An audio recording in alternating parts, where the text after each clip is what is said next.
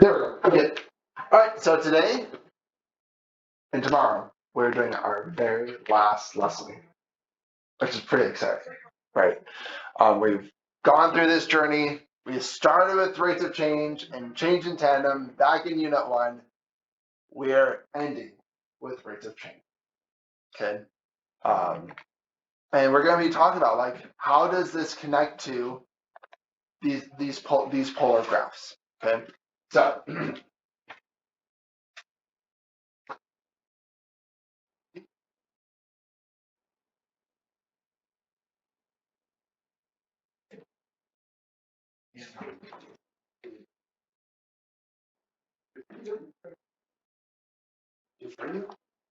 I'm sorry the graphs are in color. All right, so rate of change in polar functions. Because even though it appears that this graph doesn't pass the vertical line test, we know that that test is no good. Because we understand that even though that is a circle, that is representing what is happening on the xy plane, just in the polar plane. That when we look at the tables, it is still a function. So we're going to be talking about a few different characteristics. The biggest thing in this lesson that we're going to be focusing on today is what is happening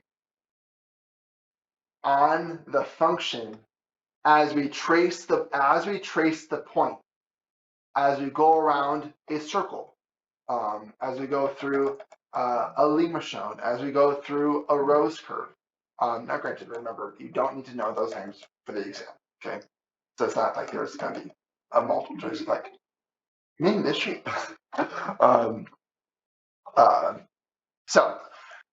So when we are talking about the change, the change of the distance, it's always going to be between the graph and the origin, okay? So there is actually a really cool connection to help us remember how do we know if the distance is increasing or is the distance decreasing. So, so if you're a highlighter, we want to do this, we want to do that. If the graph, I'm gonna go ahead.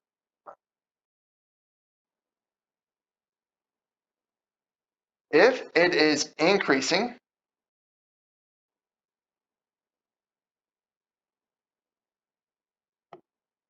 oh shoot. If it is increasing, the radius,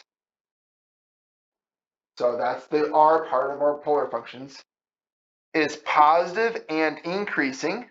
So remember, increasing is talking about the rate of change, right? So if the values are increasing, it's going up, okay? But also, check this out. If the radius is negative and decreasing, if it is negative and decreasing, the distance is still increasing.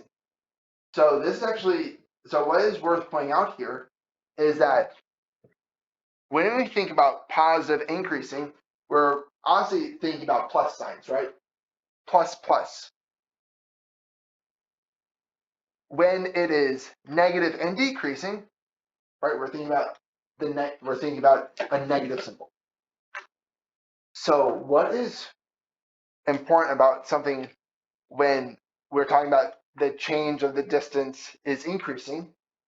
The sign of the graph and the rate of change are the same. So those R values being positive and increasing, the positivity and the positive rate of change are the same. They're both plus. The radius, that is, we have negative values, and the rate of change is negative, it's negative, negative. in those cases, the distance between the graph and the origin is still increasing, which then helps us then recognize that when it is decreasing,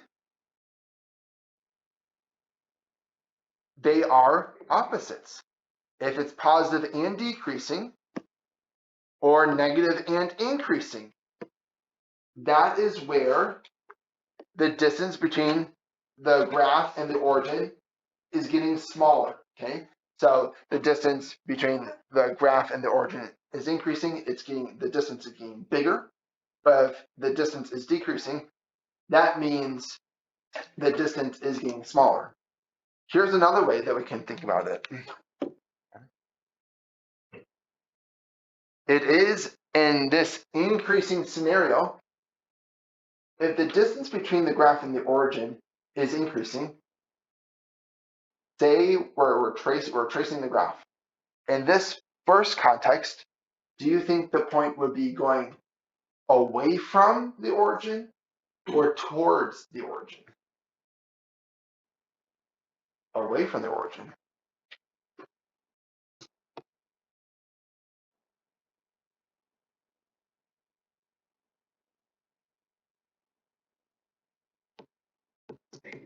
It's like if when we are graphing our polar graphs and we do the trace, it is going away from the origin. Now, what about then decreasing? What about decreasing? If increasing is going away from the origin, what would decreasing be? Going towards.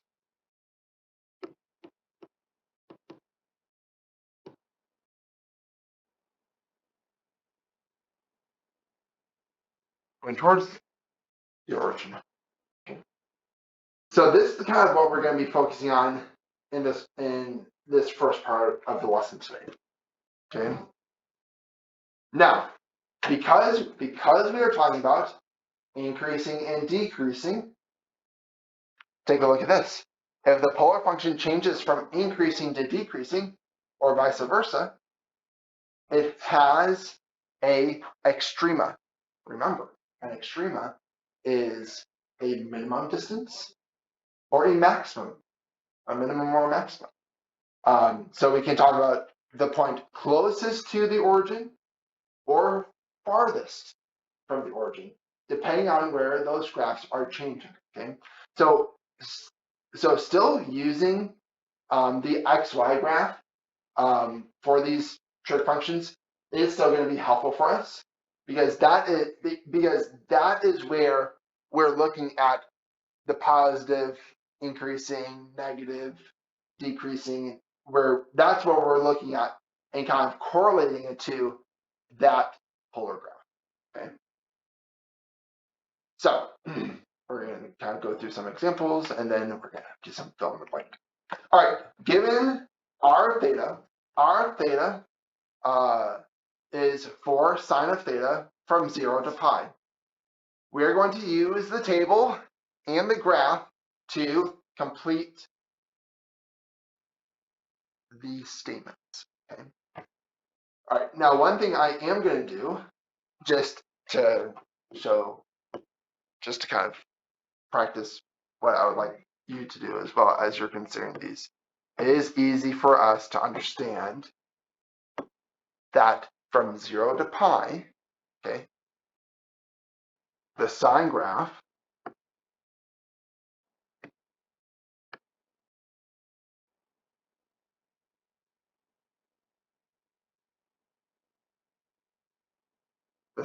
will look like this. 0, 0. At pi over 2, the value is going to be at 4. And then at pi, it's back at 0, right? So that's that first half of the unit circle.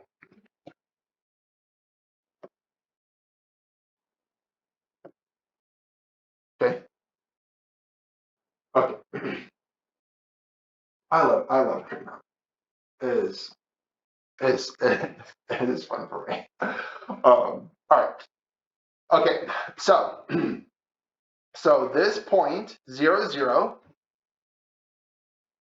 does correspond to that point on the graph, and then pi over 2, 4, that polar point would be 4 comma pi over 2, which would be up there. Okay, so take a look at this.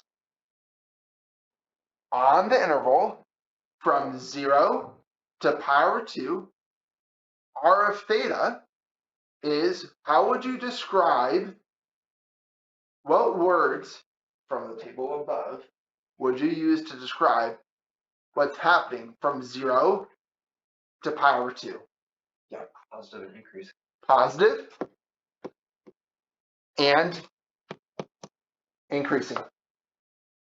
That's exactly right. Because my values are positive and the rate of change from 0 to pi over 2 is positive, right? That's why we call it an increasing function. So the distance between r of theta, the graph, and the origin is, how would you finish that?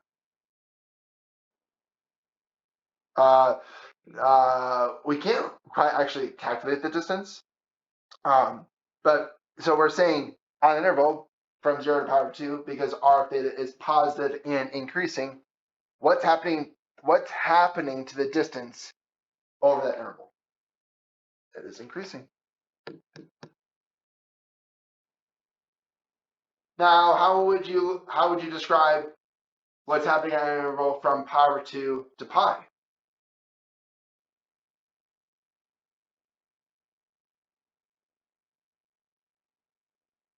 Good.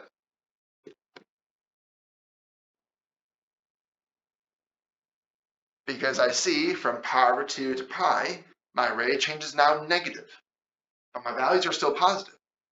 So then what's happening between the distance between r of theta and the origin over here? Decreasing.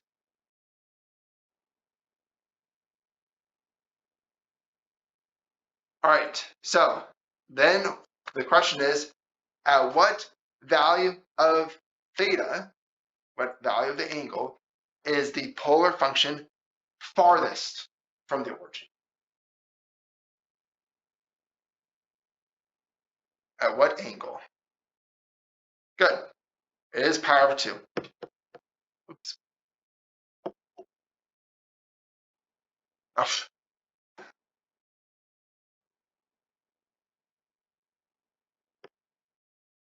It is pi over 2. Now, one other thing that we can recognize it, we can also look at the table. R of theta is the distance from 0 to wherever we are. And so like we're like thinking about units. And so we see that 4 is a maximum. Okay? Because from 0 to pi over 2, it's increasing, but then from pi over 2 to pi is decreasing. So if it's increasing then decreasing, I know that there has to be a maximum. Okay, and that even goes back to things we talked about in the unit, right?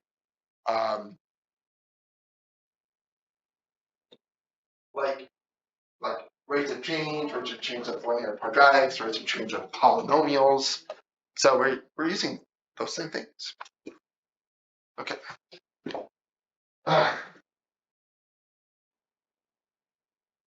All right.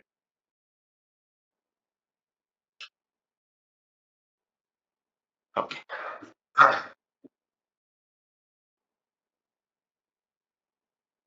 All right, let's take a look at this next one.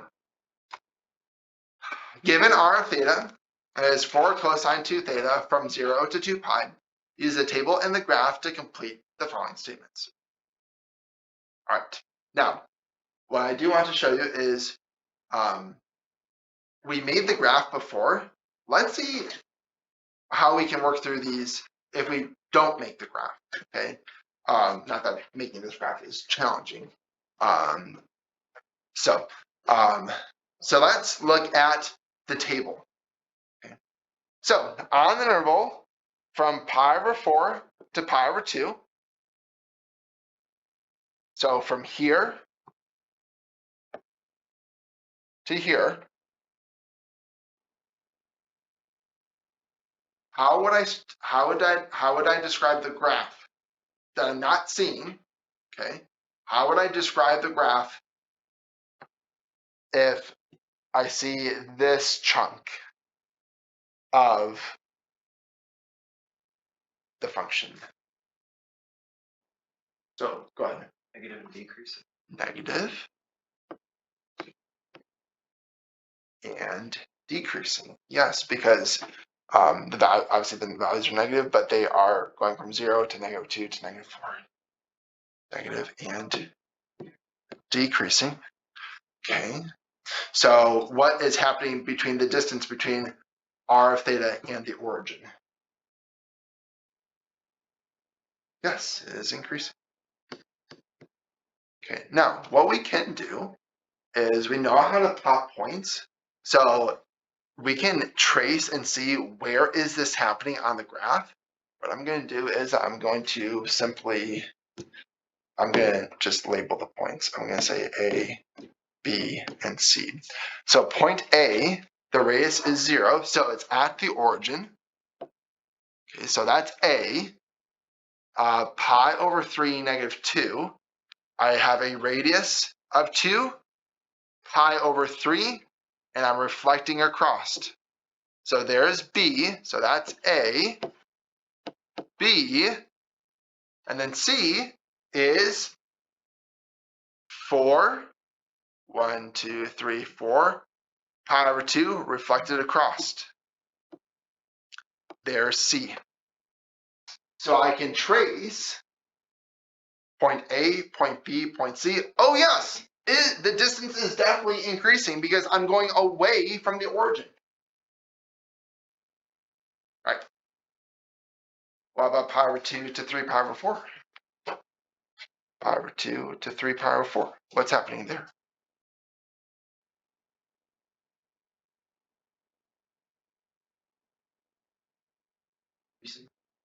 Good.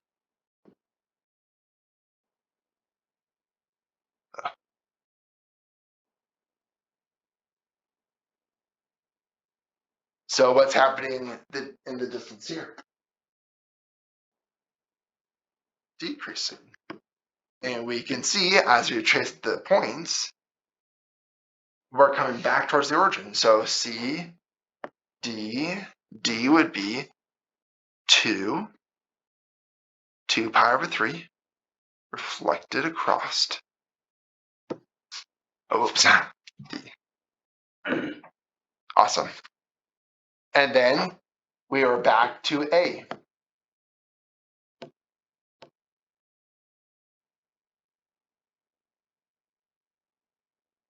So I think it is helpful to be thinking about the sequencing of the numbers.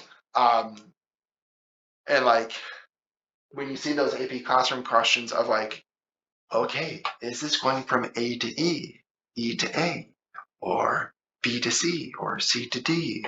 I think being able to understand the pattern that the points are going in helps with those questions immensely. So from pi over 4 to 3 pi over 4, what is the farthest distance between the angle and r theta? So what is the farthest distance as you look at this one?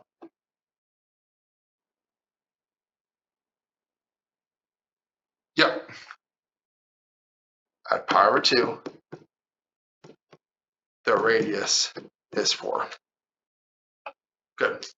Because I do notice that it is switching from farthest away. That is, sorry, it's increasing. Like the distance is increasing to decreasing, so that the farthest would be at 4. power over 2. Nice. Awesome. Okay. We're going to do one more. Okay. Example 3. So 3 is a limestone. All right. So we have our set of coordinate points. Okay. So as we take a look at the table, where is the polar function closest? Okay, so if it is closest, would I be talking about a minimum or a maximum? Minimum. What is the characteristic of the graph when I find a minimum? What's happening with the rate of change when I see a minimum on the graph? It's it's decreasing and then switches, right? So we're looking for a section where it's decreasing to increasing. Okay, so as we take a look at this, I notice 4, 3, 2. Ooh, that is, sorry, that is an increase. That's increasing. 2, 3, 4, 5, 6.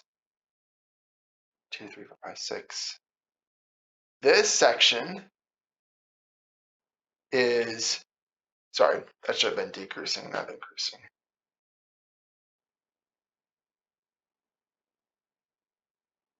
That's decreasing, but then this is increasing. Okay, so where am I going to have the point closest to the origin based on that? Good. So my coordinate point would be 2 comma pi over 2.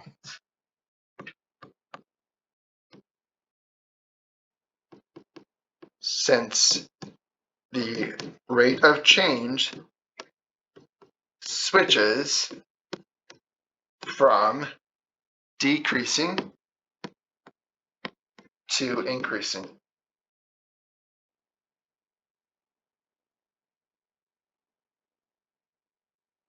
So then where would it then be the farthest?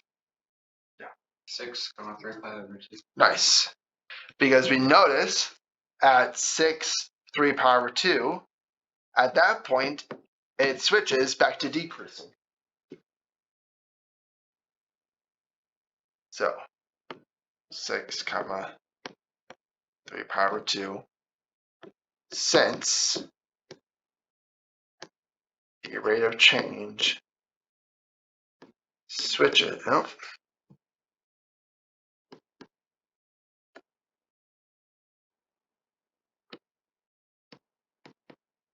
since it switches from increasing to decreasing. Awesome. Now, I'm just trying to.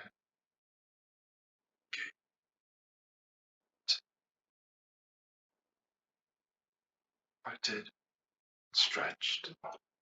Okay, so the one type of graph that we've not seen in 3 examples today are the ones